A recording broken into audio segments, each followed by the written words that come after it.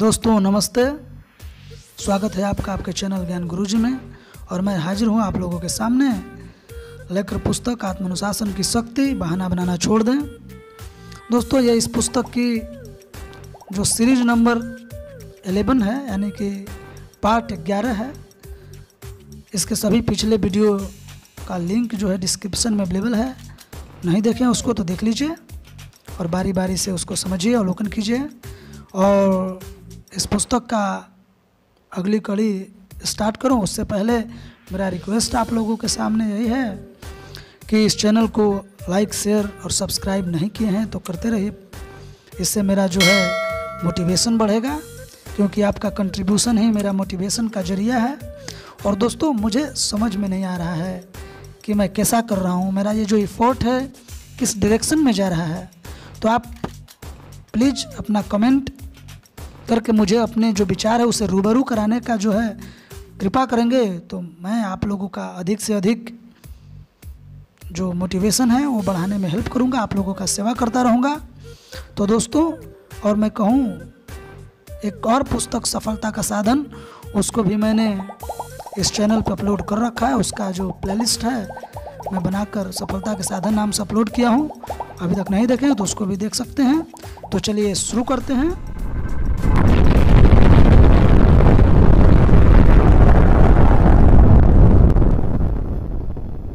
जब भी आपको ऐसा लगे कि आप किसी महत्वपूर्ण काम में ढील दे रहे हैं तो ये जादुई शब्द बार बार दोहराएं, काम पर ध्यान दो, काम पर ध्यान दो।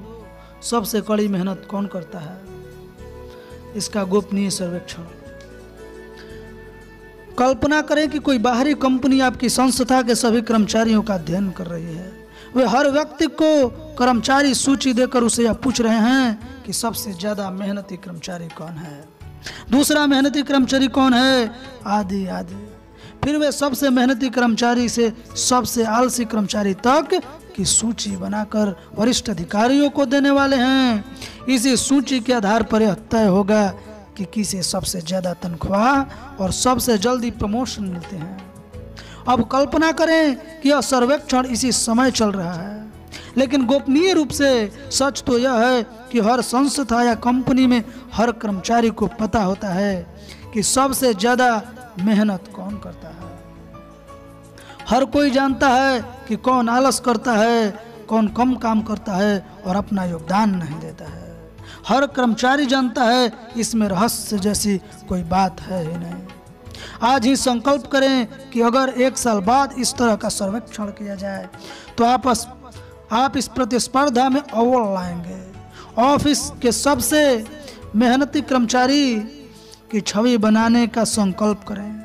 आज ही इससे आपको अपने करियर में जितनी ज़्यादा सहायता मिलेगी उतनी किसी दूसरी चीज़ से नहीं मिलेगी, ये लिख लीजिए। समय बर्बाद करने वाले लोग और परिस्थितियां हर ऑफिस में मौजूद रहते हैं। आपको दोबारा काम पर ध्यान देने के लिए बाधाओं और व्यवधानों से निरंतर जूझना पड़ता है। इसी वजह से ऑफिस में पूरे समय काम करने के लिए जबरदस्त आत्मानुशासन की जरूरत होती है। सफलता का फार्मूला। जब मैंने एक बड़ी कंपनी में नौकरी शुरू की तो मैं सबसे जूनियर था, बाकी सभी लोग पहले से वहाँ नौकरी कर रहे थे। हालांकि मेरी उम्र 30-32 साल थी, लेकिन इसके बावजूद मुझे पता नहीं था कि यह खेल कैसे खेला जाए या कारपोरेट जगत की गला काट प्रतिस्पर्धा में आगे कैसे निकला जाए। संजोग बस मुझे एक ऐसा फार्मूला मिला जिनसे मुझे सफल बना दिया। और यह सरल था। तब भी बॉस मुझे कोई काम सौंपते थे तो मैं उसे तत्काल कर देता था। जिस तरह कुत्ता फेंकी हुई हड्डी के पीछे भागता है, उसी तरह मैं भी लपक कर उस काम के पीछे पड़ जाता था, उसे पूरा कर देता था और उसे लेकर फटाफट बॉस के पास पहुंच जाता था। शुरुआत में तो वे मुस्कुराकर कुछ इस तरह की बात कहते थे, मुझे इतनी जल्दी नहीं चाहिए था, फिर भी धन्यवाद, ज़्यादा जिम्मेदारी मांगे हैं। जब मैं अपना नियमित काम निपटा देता था तो चैन से बैठने के बजाय मैं बॉस से कहता था मैं खाली हूँ, मुझे और काम दें, मैं ज़्यादा जिम्मेदारी चाहता हूँ। ये शब्द मेरा मंत्र बन गया। मैं ज़्यादा जिम्मेदारी चाहता हूँ। बॉस बहुत सारे प्रोजेक्ट्स में उलझे रहते थे, इसलिए मेरी बात सुनकर वे अक्सर कहते थे, ठीक है, मैं सोचता हूँ कि तुम्हें कौन सा काम दूँ। हर शाम को मैं अटके हुए रिकॉर्डर की तरह उनसे एक ही सवाल पूछता था और उनके पास जाकर सिर्फ यही कहता था कि मैं पूरी तरह खाली हूँ, मैं और ज़्यादा जिम्मेदारी चाहता हूँ। धीरे धीरे वे मेरी तरफ हड्डियाँ फेंकने लगे। मुझे व्यस्त रखने के लिए कोई छोटा मोटा काम थमा देते थे। मैं उसे तत्काल पूरा कर देता था और परिणाम लेकर उनके पास पहुंच जाता था। उस वक्त भी मैं यही बात दोहराता था, मैं खाली हूँ, मैं ज़्यादा जिम्मेदारी चाहता हूँ। 6 महीनों के भीतर वे मुझसे कंपनी का सबसे फुर्तीला कर्मचारी मानने लगे, जो काम को फटाफट पूरा करता था। जब भी उन्हें कोई काम जल्दी करवाना होता था, वे बाकी लोगों को छोड़कर मुझसे सीधे काम देते थे। वे जानते थे कि मैं उस काम को तुरंत पूरा कर दूंगा। तुरंत काम निपटाने का महत्व क्या है, चलिए आगे देखते हैं। एक बार बॉस ने मुझसे कहा कि मैं रीनो चला जाऊं। कंपनी वहां एक जायदाद खरीद रही थी जिसके डेवलपमेंट का काम शुरू होने ही वाला था। उसने मुझसे कहा कि मैं अगले 2 सप्ताह में कभी भी वहां जा सकता हूं। मैं अगली सुबह ही वहां पहुंच गया। मैं सीधे उस वकील से मिलने पहुंच गया जो सौदे में शामिल था। फिर मैं विकास कार्य के प्रभारी इंजीनियर से मिला। मुझे तुरंत यह एहसास हो गया कि उस जमीन खरीदी में कोई न कोई भयंकर घपला है। मुझे पता नहीं था कि गड़बड़ क्या है, लेकिन मैं हर व्यक्ति से मिलकर सवाल पूछता था और जानकारी इकट्ठी करता रहता था। मेरे पास समय कम था क्योंकि अगले ही दिन $2 मिलियन का यह सौदा अंतिम रूप लेने वाला था और पैसे का आदान प्रदान होने वाला था। काफी दौड़ धूप के बाद शाम तक मुझे सच्चाई का पता चल गया। हमें जमीन का एक ऐसा टुकड़ा बेचा जा रहा था जहां पानी ही नहीं था, इसलिए उसे डेवलप नहीं किया जा सकता था। जटिल नियमों और सीमित जल अधिकारों के कारण वह जायदाद वास्तव में बेकार जमीन थी जिसे सैकड़ों सालों तक डेवलप नहीं किया जा सकता था। उसे खरीदने पर हमारे $2 मिलियन डूब जाते। मैंने तत्काल सौदे को रुकवा दिया और वकील से $2.5 लाख का जो डिपॉजिट का सर्टिफाइड चेक मांगा जो उसके ट्रस्ट अकाउंट में जमा था। फिर मैंने हवाई यात्रा करके सीधे अपने बॉस को पूरी कहानी बता दिया। जैसा कि आप कल्पना कर सकते हैं, मैंने जो किया था उससे मेरे बॉस मुझसे बहुत खुश हुए। बड़ा पुरस्कार। उसके बाद मुझे ज़्यादा जिम्मेदारी मिलती चली गई। एक साल के भीतर मुझे कंपनी के 3 शहरों के डिवीज़न का प्रभारी बना दिया गया और मेरे स्टाफ में 42 लोग थे। मुझे बाद में पता चला कि मेरे बॉस मुझे जितना ज़्यादा वेतन दे रहे थे उतना उन्होंने उससे पहले किसी अधीनस्थ को नहीं दिया था। जाहिर है वे परिणामों और मुनाफों के आधार पर ही मुझे यह वेतन दे रहे थे। यही वजह है कि जब भी लोग मुझसे नौकरी में सफलता पाने का तरीका पूछते हैं तो मैं उन्हें यही सलाह देता हूं कि जब भी आपका बॉस आपको कोई काम सौंपे तो उसे तुरंत करें और अच्छी तरह करें। काम पूरा करके फिर बॉस के पास जाएं और ज़्यादा जिम्मेदारी मांगें। जब आपको ज़्यादा जिम्मेदारी या काम मिले तो उसे भी तुरंत और अच्छी तरह करें। इस तरह फुर्तीले और उत्कृष्ट कर्मचारी के रूप में अपनी छवि बना लें। इस छवि से आपका करियर जितनी तेजी से आगे बढ़ेगा उतना किसी दूसरी छवि से नहीं बढ़ सकता। कीमत चुकाएं। नौकरी के क्षेत्र में सफलता पाने का 3 हिस्सों वाला सरल फार्मूला यह है: थोड़े ज़्यादा जल्दी आएं, थोड़ी ज़्यादा मेहनत से काम करें और थोड़ी ज़्यादा देर तक ऑफिस में रुकें। इसका पालन करके आप अपनी प्रतिस्पर्धियों से इतने आगे निकल जाएंगे कि वे कभी आपकी बराबरी नहीं कर पाएंगे। निर्धारित समय से 1 घंटा पहले ऑफिस आए। किसी भी अन्य कर्मचारी के आने से पहले इस अतिरिक्त समय में दिन भर की योजना बनाएं। यह सुनिश्चित करें कि जब भी आपका बॉस ऑफिस में कदम रखे आप उसे हमेशा काम में जुटे दिखें। दूसरी बात, थोड़ी ज़्यादा मेहनत करें, समय बर्बाद न करें, सहकर्मियों के साथ गपशप न करें। अपने प्रमुख काम और जिम्मेदारियां निपटाने के लिए लंच के दौरान भी काम करें, ताकि आप अपने प्रमुख कामों और जिम्मेदारियों को समय पर पूरा कर सकें और पूरे नियंत्रण में रह सकें। तीसरी बात, अपने सहकर्मियों से 1 घंटे ज़्यादा देर तक ऑफिस में रुकें। अगर बाकी कर्मचारी शाम के 5 बजे ऑफिस से जाते हैं तो आप 6 बजे जाएं। इस अतिरिक्त समय में अपने महत्वपूर्ण काम निपटा लें और अगले दिन की योजना बना लें। जब आप 1 घंटे पहले ऑफिस आकर काम करते हैं, लंच में भी काम करते हैं और 1 घंटे देर तक रुक कर काम करते हैं, तो आप 3 घंटे ज़्यादा काम करते हैं। इसके अलावा इन 3 घंटों में आपके कामकाज में कोई व्यवधान नहीं होता है, क्योंकि दूसरे लोग या फोन की घंटी से किसी प्रकार की बाधा नहीं पड़ते हैं। फलस्वरूप इन 3 घंटों में आप सामान्य से 2-3 गुना ज़्यादा काम कर लेंगे। वास्तव में कार्यालयीन समय में इन 3 घंटों में जुड़ने से ही आपकी उत्पादकता, प्रदर्शन और परिणाम दोगुने हो जाएंगे, यहाँ तक कि 3 गुने बढ़ सकते हैं। सबसे अच्छी बात यह है कि जल्दी आने और देर से जाने में आपका कोई नुकसान नहीं होता। आप ऑफिस आने जाने के समय में होने वाली भारी यातायात और ट्रैफिक जाम से भी बच जाते हैं। 40+ फार्मूला। तो दोस्तों, इस तरह से हम लोग 41+ फार्मूला पे आ गए हैं। बीच में मैं आपको याद दिला देता हूं कि चैनल को सब्सक्राइब, लाइक और शेयर नहीं किए हैं तो कर दीजिए, क्योंकि आपका ये सब्सक्रिप्शन और कमेंट ही मेरा मोटिवेशन है। तो अब मेरे मोटिवेशन को बढ़ाते रहिए कि आप लोगों का मैं लाइफ लॉन्ग इसी तरीके से सेवा करता रहूं। चैनल को लाइक सब्सक्राइब करके, क्योंकि व्यू देखिए इस पर अभी कम आ रही है, तो आप लोग मुझे योगदान दीजिए कि मेरा चैनल ग्रो कर जाए। तो चलिए शुरू करते हैं।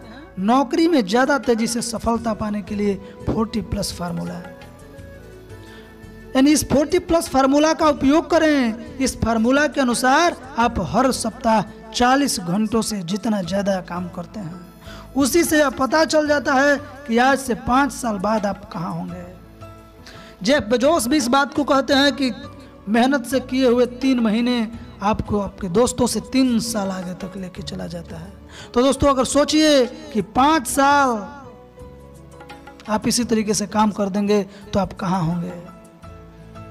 अगर आप हर सप्ताह 40 घंटे ही काम करते हैं तो आप सामान्य कर्मचारी ही रहेंगे, क्योंकि अन्य सभी कर्मचारी भी इतने ही समय काम करते हैं। ऐसे में आपकी वार्षिक वेतन वृद्धि भी सामान्य यानी 3-4% ही होगी। आपकी नौकरी तो बची रहेगी, लेकिन आपकी आमदनी बाकी कर्मचारियों जितनी ही बढ़ेगी। 40 से ज़्यादा घंटे लगाने पर आप अपनी कंपनी और अपने व्यवसाय के अधिकांश लोगों से बेहतर स्थिति में आ जाते हैं। आपको जितना वेतन मिलता है उससे ज़्यादा काम करने की आदत डालें। खुद को अनुशासित कर लें कि आपको जितना मिलेगा आप उससे ज़्यादा करेंगे और आप उससे ज़्यादा देंगे।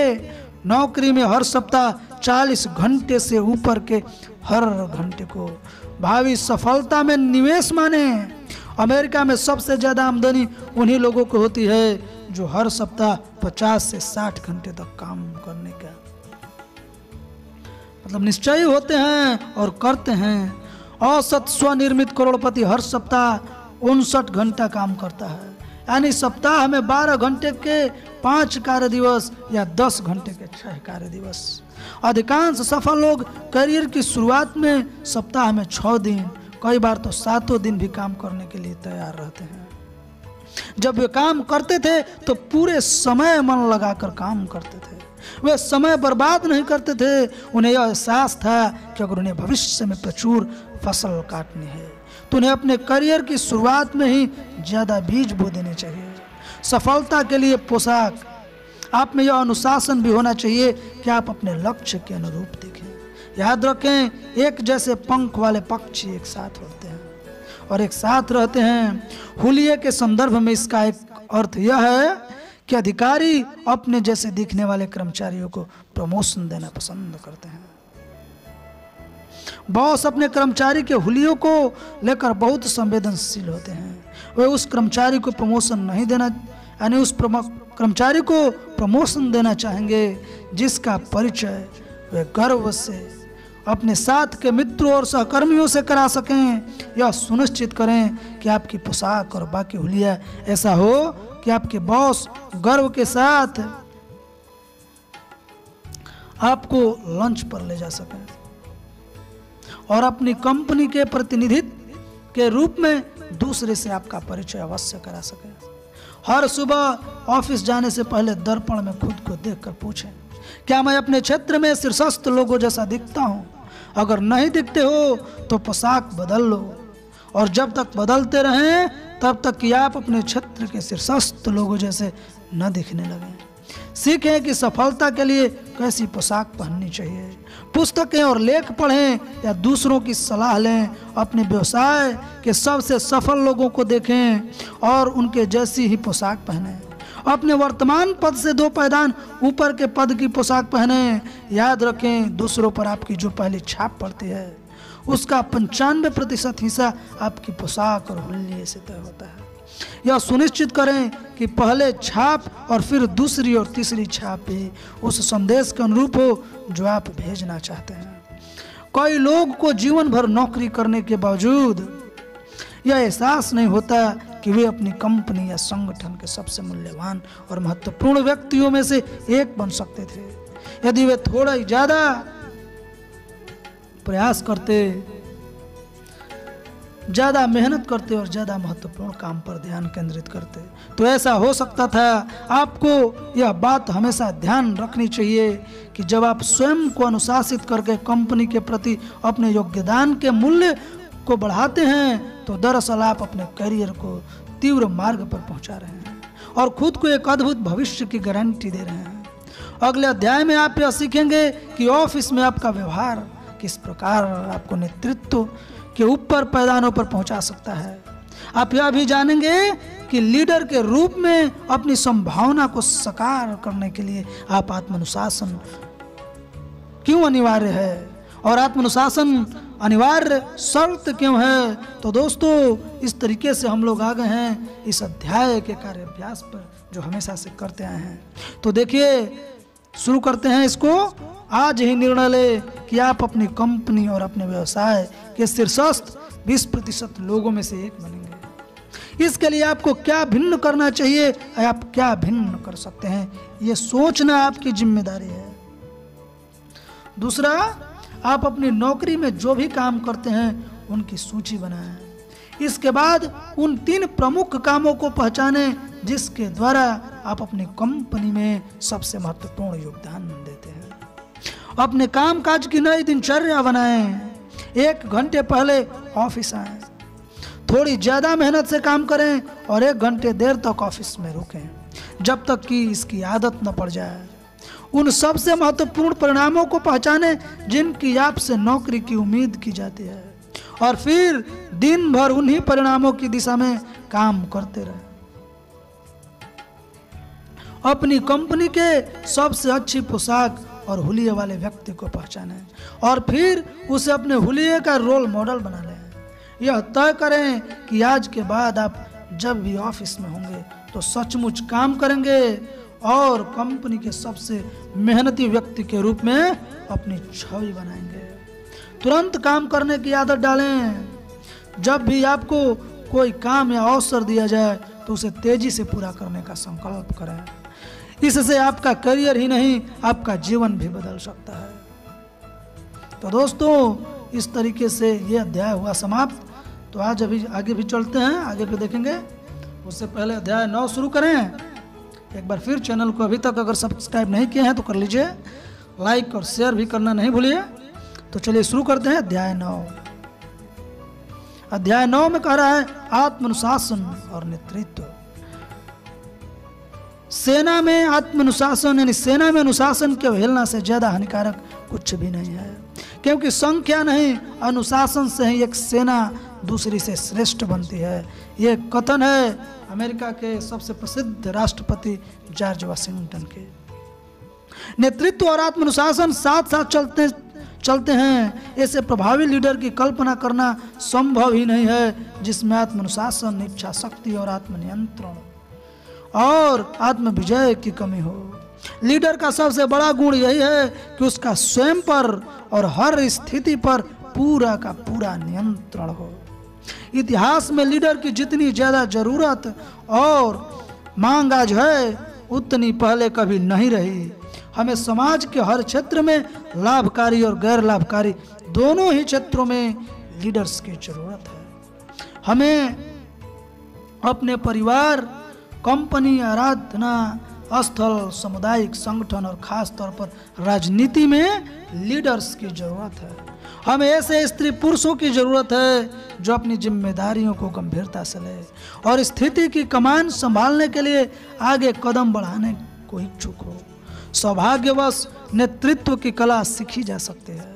लीडर समय के साथ विकसित होते हैं। वे आम तौर पर अपना विकास स्वयं करते हैं, कड़ी मेहनत, अनुभव और प्रशिक्षण द्वारा। जैसा कि पीटर ड्रकर ने एक बार कहा था, हो सकता है कि कुछ लीडर्स पैदाइशी होते हों, लेकिन उनकी संख्या इतनी कम है कि सृष्टि की महान योजना में उनसे कोई फर्क नहीं पड़ती। यानी कि कहने का निचोड़ यह है कि लीडर्स का जो गुण है उसको आप विकसित कर सकते हैं मेहनत के द्वारा, अनुशासन के द्वारा, आत्माभ्यास के द्वारा। तो विकास की 4 अवस्थाएं।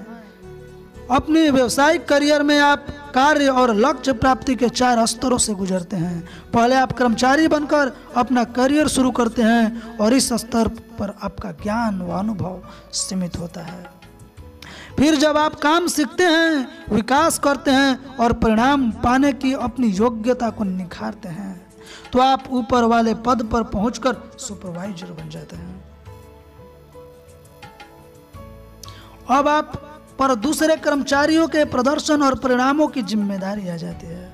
जब आप सुपरवाइजर के रूप में कर्मचारियों के काम की निगरानी में निपुण हो जाते हैं और दूसरों से काम करवाने की योग्यता को बेहतर बनाते लेते हैं, तो इसके बाद आप मैनेजर बन जाते हैं, जो विशेष क्षेत्रों में योग्यता प्रदर्शित करने वाले कर्मचारियों को काम सौंपता है। मैनेजर का दृष्टिकोण ज़्यादा व्यापक होता है और इस पद के साथ ज़्यादा जिम्मेदारियां भी आती है। जब आप प्रबंधन की ऊपरी पायदान चढ़ते हैं और ज़्यादा ज्ञान अर्जित करते हैं, अधिक प्रभावी बनते हैं और ज़्यादा तथा अलग अलग लोगों से बेहतर परिणाम प्राप्त करते हैं, तो आप सर्वोच्च स्तर पर पहुंच जाते हैं। आप लीडर बन जाते हैं। इस स्तर पर आपका काम बिल्कुल ही अलग हो जाता है। पहले आप यह तय करते थे कि काम कैसे करना है, लेकिन लीडर बनने के बाद आप पर यह तय करने की जिम्मेदारी आ जाती है कि कौन सा काम करना है। यह कहा गया है कि कुछ लीडर्स बनाए जाते हैं और कुछ पैदा होते हैं और कुछ पर लीडरशिप थोप दी जाती है। लीडर्स उभर कर सामने आते हैं या फिर नेतृत्व योग्यता की आवश्यकता वाली स्थिति से निपटने के लिए उन्हें तरक्की दी जाती है। सरल शब्दों में लीडर की भूमिका परिणामों की जिम्मेदारी लेना है। लोगों का नेतृत्व के ऊंचे स्तर पर तरक्की क्यों दी जाती है, इसका बुनियादी कारण यह है कि वे हर स्तर पर प्रदर्शन करने के लिए और प्रदर्शित कर देते हैं। क्या प्रदर्शित कर देते हैं कि उनमें पक्षित परिणाम पाने की योग्यता है। लीडर के मन में हमेशा यही सवाल रहता है कि मुझ में किन परिणामों की आशा की जाती है। इस मामले में स्पष्टता अनिवार्य है। कुछ लोगों को नेतृत्व के ज्यादा ऊंचे पद पर प्रमोशन नहीं दिया जाता, कई बार तो उन्हें नौकरी से निकाल भी दिया जाता है। इसका मुख्य कारण यह है कि वे परिणाम नहीं दे पाते। वे उनसे अपेक्षित सबसे महत्वपूर्ण काम नहीं कर पाते हैं, न ही वे उनसे अपेक्षित परिणाम दे पाते हैं। लीडर्स के पास भविष्य दृष्टि होती है। जेम्स मैकफर्सन ने लीडर्स पर 3000 से ज़्यादा अध्ययन किए हैं। इनके आधार पे वे इस नतीजे पर पहुंचे कि नेतृत्व का पहला गुण है, क्या गुण है? भविष्य दृष्टि। लीडर्स के पास भविष्य दृष्टि होती है, उनमें भविष्य में आगे तक झांकने की स्पष्ट कला होता है, जिसके आधार पर वे एक स्पष्ट मानसिक चित्र बना सकते हैं।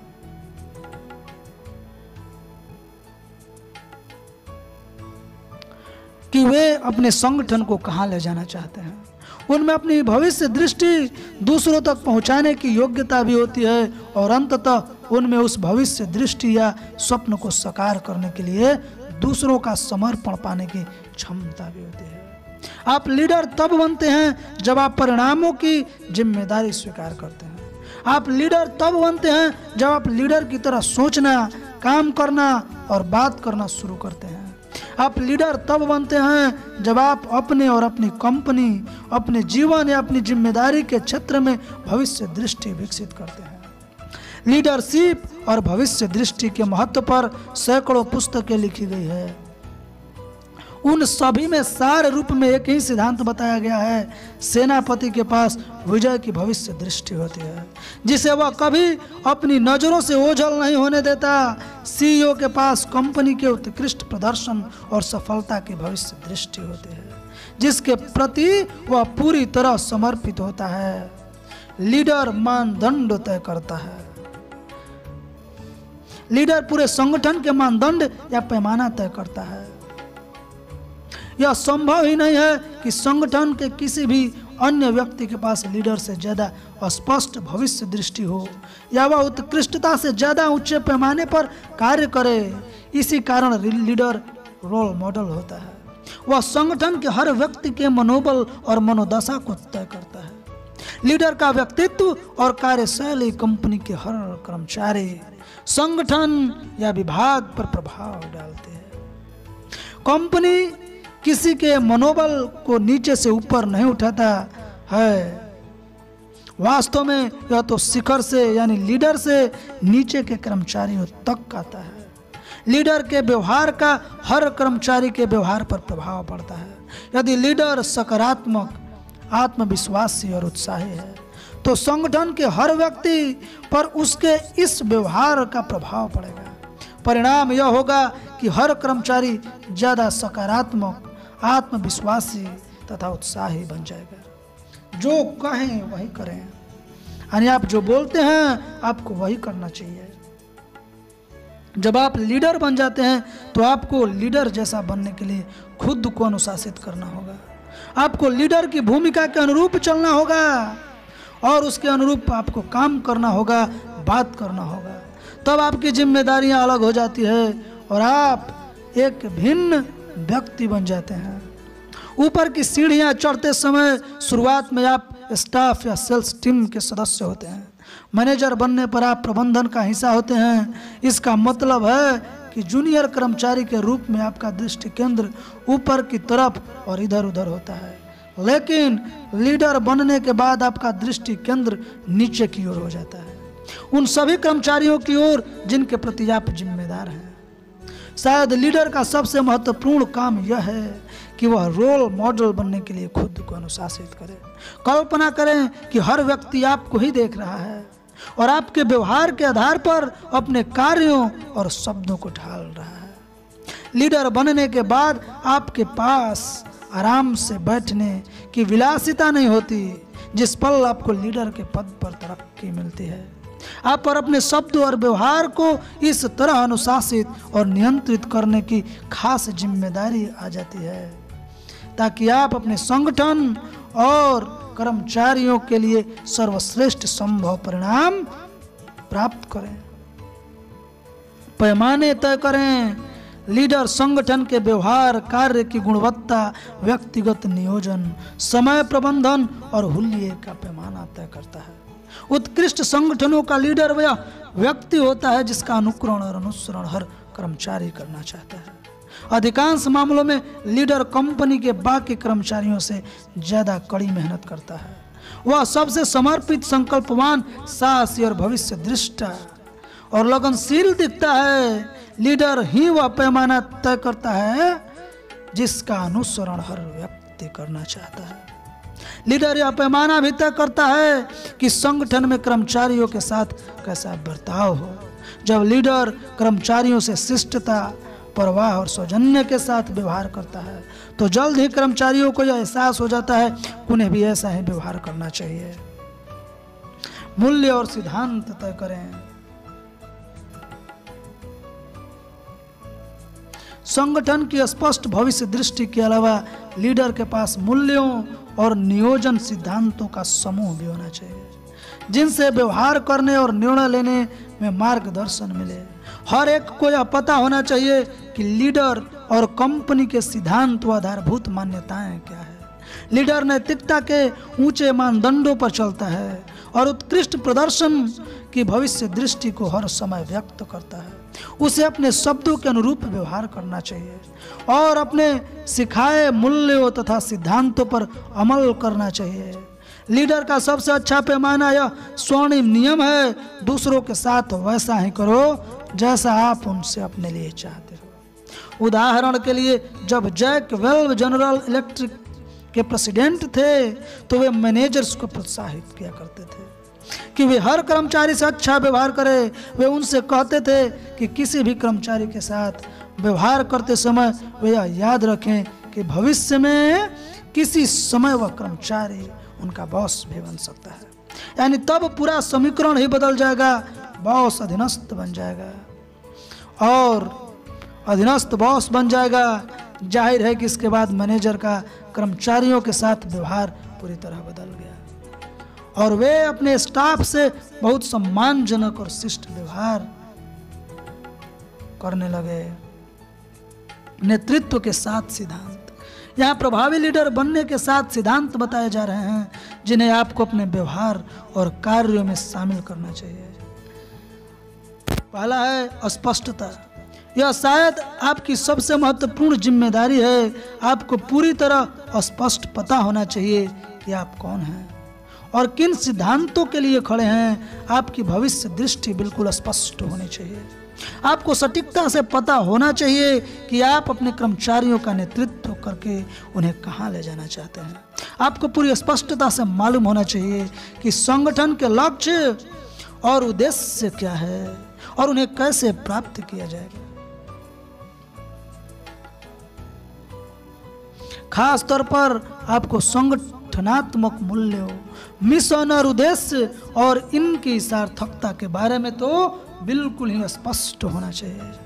आपके पास और आपके आसपास के और नीचे के हर कर्मचारी को यह ठीक ठीक पता होना चाहिए कि वे जो काम करते हैं उसे क्यों कर रहे हैं और उनकी कंपनी का निर्माण किस उद्देश्य से किया गया है।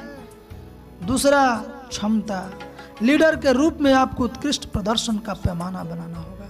साथ ही आपको कंपनी के हर कर्मचारी का रोल मॉडल भी बनना होगा। आपका लक्ष्य यह होना चाहिए कि आपकी कंपनी अपनी प्रतिस्पर्धी सर्वश्रेष्ठ कंपनी जितनी या उससे अच्छा बने। आपको अपने प्रोडक्ट्स की गुणवत्ता को बेहतर बनाने और अपने ग्राहकों की सेवा करने के बेहतर तरीके खोजने में निरंतर जुटे रहना चाहिए। समर्पण। लीडर संगठन की सफलता के लिए पूरी तरह समर्पित होता है। उसे पूरा विश्वास होता है कि उसकी कंपनी अपने क्षेत्र में सर्वश्रेष्ठ या भविष्य में सर्वश्रेष्ठ बनेगी। संगठन के प्रति और सफलता तथा उपलब्धि के प्रति इस उत्साही समर्पण से कर्मचारियों को अपना सर्वश्रेष्ठ कार्य करने की प्रेरणा मिलती है। तभी वे काम में पूरा दिल लगाते हैं। चौथा है बाधाएं। लीडर का काम उन बंधनों या बाधक तत्वों को पहचानना है जिनसे कंपनी की आमदनी और लाभ के सबसे महत्वपूर्ण लक्ष्यों पर असर पड़ता है। उन बंधनों और बाधाओं को दूर करने के लिए लीडर कर्मचारियों को नियुक्त करता है और संसाधन आवंटित करता है ताकि कंपनी उस उद्योगों में कार्यरत सर्वश्रेष्ठ कंपनियों में से एक बन जाए। रचनात्मकता इसका 5वां सिद्धांत है। सभी लीडर जो होते हैं सभी तरह के और सभी स्रोतों से आने वाले नए विचारों के प्रति खुला होते हैं और उन्हें ग्रहण करते हैं।